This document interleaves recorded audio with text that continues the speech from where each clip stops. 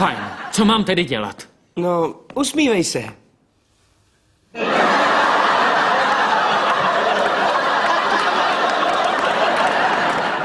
Páni, to je opravdu děsivé. Jdeme navštívit Kutrapálího, ne zabít Batmana. Zkus schovat zuby.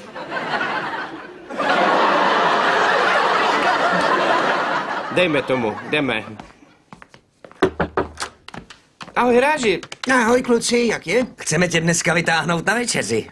Abychom oslavili to tvé 30 po 30, vyčerné. To je moc milé, půjdu rád. Zdravíčko. Doktore Gablehausere? Doktore Kutrapálí. Doktore Doktore Gablehausere. Hofstedre. Doktore Gablehausere? Doktore Coopere. Doktore Gablehausere. Pane Volovici. Mám pro vás otázku, hoši. Kdo v této místnosti objevil hvězdu? 2008 NQ sub 17 je jen těleso. Nemluvím o tobě, ale o sobě. No ty, můj exotický příteli, ty jsi moje hvězda. Ale vy jste ho neobjevil, jen jste si všiml, že existuje, jako se to stalo jemu z 2008 NQ sub 17. Šel ne? A promiň.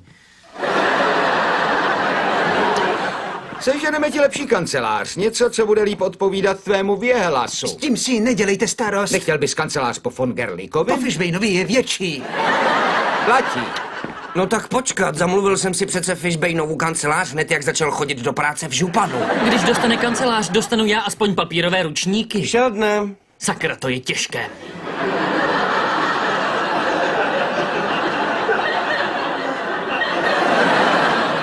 Na něco se zeptám. Na co je podle vás tenhle podnik?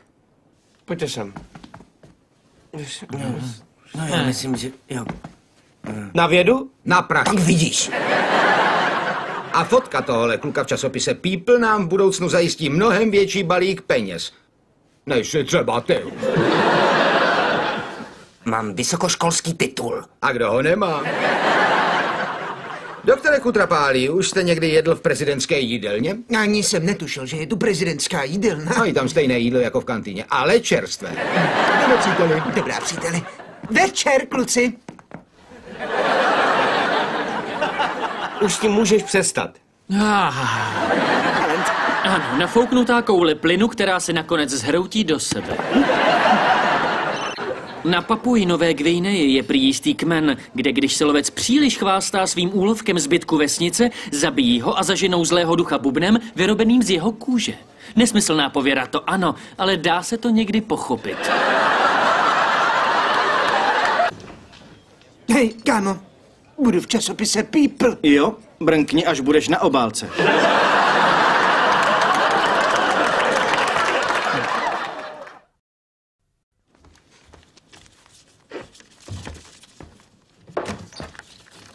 Ráži, co to děláš? Ne, jestli mi chceš něco říct, tak mi to řekni.